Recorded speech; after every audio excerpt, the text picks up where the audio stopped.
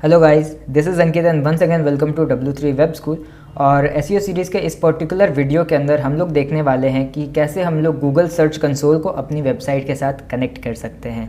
Last video के अंदर हमने डिस्कस कर लिया था कि गूगल सर्च कंसोल क्या होता है और इस टूल को हमें क्यों यूज़ करना चाहिए, एसईओ के पॉइंट ऑफ व्यू से ये टूल क्यों इम्पॉर्टेंट है और क्या क्या बेनिफिट्स हमें मिलते हैं जब हम गूगल सर्च कंसोल को यूज़ कर रहे होते हैं। सो अगर आपने लास्ट वीडियो अभी तक नहीं देखी है, मेक श्योर आप उस वीडियो को देख लीजिए। सो आपको ये क्लैरिटी आ जाएगी कि एक्चुअली गूगल सर्च कंसोल जो है वो हम क्यों यूज़ करते हैं। ओके, और इस पर्टिकुलर वीडियो के अंदर हम लोग ये प्रैक्टिकली देखेंगे कि गूगल सर्च कंसोल को एक वेबसाइट के साथ हम कैसे कनेक्ट करते हैं।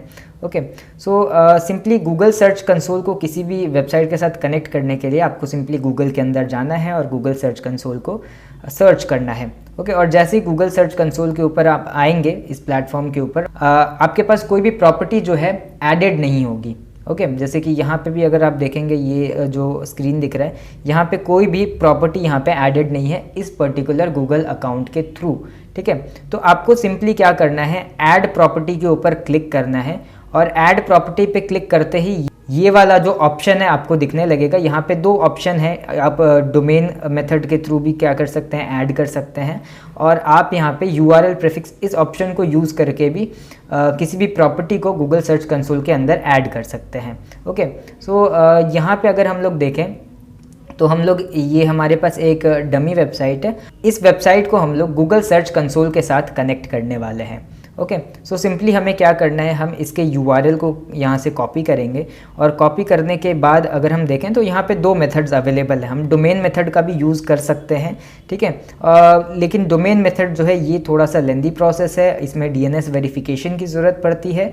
ओके, और यहाँ पे URL प्रीफिक्स वाले ऑप्शन का यूज़ करके भी हम लोग इस प्रॉपर्टी को सर्च कंसोल के अंदर ऐड कर सकते हैं। ओके, सो इन दोनों ही मेथड में क्या डिफरेंस है, या फिर डोमेन मेथड के थ्रू कैसे हम लोग अपनी प्रॉपर्टी को ऐड करेंगे सर्च कंसोल में, इस टॉपिक पर हम लोग किसी दूसरे वीडियो के अंदर बात करेंगे।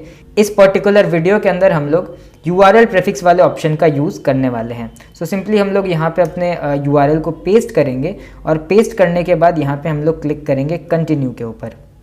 जैसे ही हम लोग यहाँ पे कंटिन्यू के ऊपर क्लिक करेंगे, ये वेरीफाई करेगा और वेरीफाई करने के बाद हमें यहाँ पे कुछ मेथड्स दिखेंगे जिनको यूज़ करके हम लोग सर्च कंसोल को अपनी वेबसाइट के साथ कनेक्ट कर सकते हैं। सो आप यहाँ पे देख पा रहे होंगे, यहाँ पे वेरीफाई ओनरशिप यहाँ पे दिख रहा है और इसके अंदर कुछ मेथड्स दिख रहे हैं। जैसे कि यहाँ पे एक मेथड आप यहाँ पे देख सकते हैं HTML फाइल का।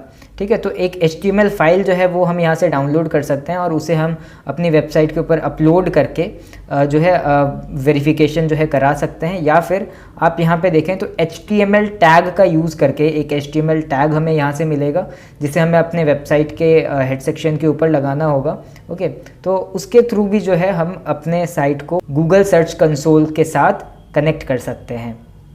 ओके, और गूगल एनालिटिक्स, अगर हमने गूगल एनालिटिक्स में ऑलरेडी वेरिफिकेशन करा के रखा है या फिर हम गूगल टैग मैनेजर में ऑलरेडी वेरीफाइड हैं, ठीक है, तो उसके एसोसिएशन में उसके थ्रू भी हम लोग यहाँ पे वेरीफाई हो सकते हैं। और जो लास्ट ऑप्शन है यहाँ पे वो डोमेन नेम प्रोवाइडर यानी कि DNS रिकॉर्ड का है ना, DNS वेरिफिकेशन भी हम लोग कर सकते हैं, जो हमें स्टार्टिंग में दिख रहा था। ओके, तो ये कुछ मेथड्स हैं। एज अ बिगिनर अगर कोई मेथड आप यूज़ करना चाहते हैं तो सबसे इजी मेथड यहाँ पे है कि आप HTML टैग का यूज़ करें। और यहाँ पे आपको क्या करना होगा, सिंपली जो है यहाँ पे ये वाला जो टैग हमें मिल रहा है इसे हमें कॉपी कर लेना है। ठीक है, और कॉपी करने के बाद इस वेबसाइट के साथ हम अपने सर्च कंसोल को कनेक्ट करने वाले हैं।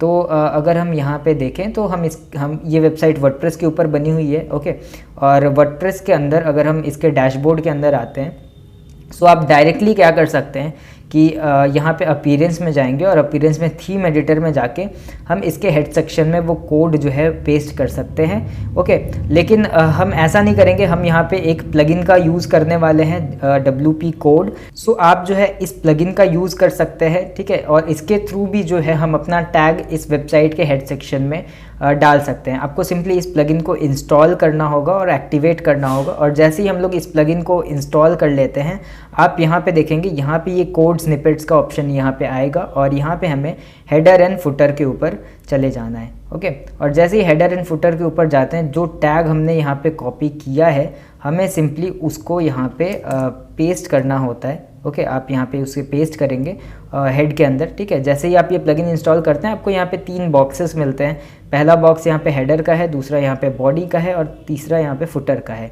तो जो चीज़ें आपको हेडर में डालनी होती हैं आप इस बॉक्स के अंदर डाल सकते हैं, जो चीज़ें आपको बॉडी में डालनी होती हैं वो आप इस बॉक्स के अंदर डाल सकते हैं, और जो चीज़ें आपको फुटर के अंदर डालनी होती हैं वो आप फुटर के अंदर डाल सकते हैं। तो यहाँ पे हमने अपना टैग इंस्टॉल कर दिया। हम यहाँ पे सिंपली सेव चेंजेस के ऊपर क्लिक करेंगे, और सेव चेंजेस के ऊपर क्लिक करने के बाद हमें अपने सर्च कंसोल के अंदर जाना है, और अब यहाँ पर आके वहाँ पे प्रॉपर्ली उसे सेव करने के बाद हमें वेरीफाई के ऊपर क्लिक करना होगा।